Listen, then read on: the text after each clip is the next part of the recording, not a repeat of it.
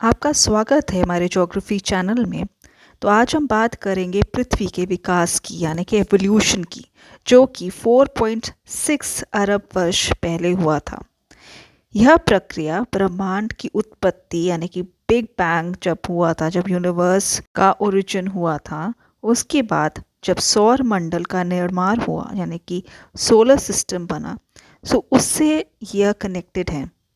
समय के साथ साथ कई पृथ्वी में भौतिक यानी कि फिजिकल, रासायनिक यानी कि केमिकल और जैविक यानी कि बायोलॉजिकल चेंजेस आते गए। बहुत सारे चेंजेस हुए जिनसे आज जो यहाँ पे जीव है यानी कि जो जीवन संभव है वह हो पाया। एवोल्यूशन यानी कि पृथ्वी की जो उत्पत्ति है वो कई स्टेजेस में डिवाइडेड है। जो पहला स्टेज है उसमें हुआ क्या, जो कि 4.6 अरब वर्ष पहले की बात है, जब सूर्य का निर्माण हुआ यानी कि सूर्य जब ओरिजिनेट हुआ, बना, उसमें जो बचा हुआ गैस और धूल था, उसकी जो किरणें थी, उनसे ग्रहों का निर्माण हुआ। इन्हीं किरणों के संगठन से यानी कि कॉम्बिनेशन से अर्थ या पृथ्वी का भी निर्माण हुआ। यह प्रारंभिक जो स्टेज है पृथ्वी का अत्यधिक गर्म और पिघला हुआ था, यानी कि पृथ्वी उस समय काफ़ी गर्म यानी कि मेल्टेड स्टेज में था।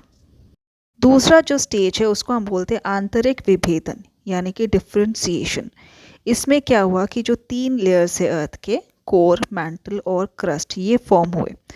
जो भारी तत्व था जैसे कि लोहा और निकल, क्योंकि वो भारी थे, उनका डेंसिटी इतना ज़्यादा है कि वो नीचे की ओर चला गया और जो अर्थ का जो केंद्र है यानी कि कोर है वो बन गया।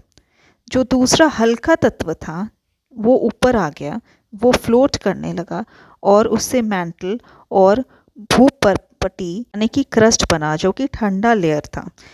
अर्थ धीरे धीरे ठंडा होने लगा और जो ठंडा और हल्का लेयर था वो क्रस्ट में फॉर्म हो गया।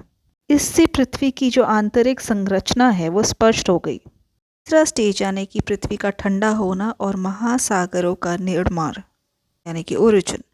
जब तापमान घटने लगा तब जल वाष्प संघनित होकर वर्षा बनने लगी यानी कि वाटर वेपर ओरिजिनेट हुआ और उससे वर्षा यानी कि रेनफॉल बना, और ये लंबे समय तक चलता रहा। इतना वर्षा हुआ कि महासागरों का निर्माण यानी कि ओरिजिन हुआ। ठंडी सतह पर ठोस चट्टानें भी बनने लगी। जो चौथा स्टेज है वो है जीवन की उत्पत्ति, जो कि 3.8 अरब वर्ष पहले हुआ था। महासागरों की रासायनिक प्रतिक्रियाओं से यानी कि केमिकल चेंजेस से प्रथम एकाकोशिकीय जीव यानी कि यूनिसेल्युलर ऑर्गेनिज्म उत्पन्न हुआ था। यह जीव अवायवीय यानी कि एनएरोबिक थे। एनएरोबिक ऑर्गेनिजम्स वो होते जिनको ऑक्सीजन की ज़रूरत नहीं पड़ती है।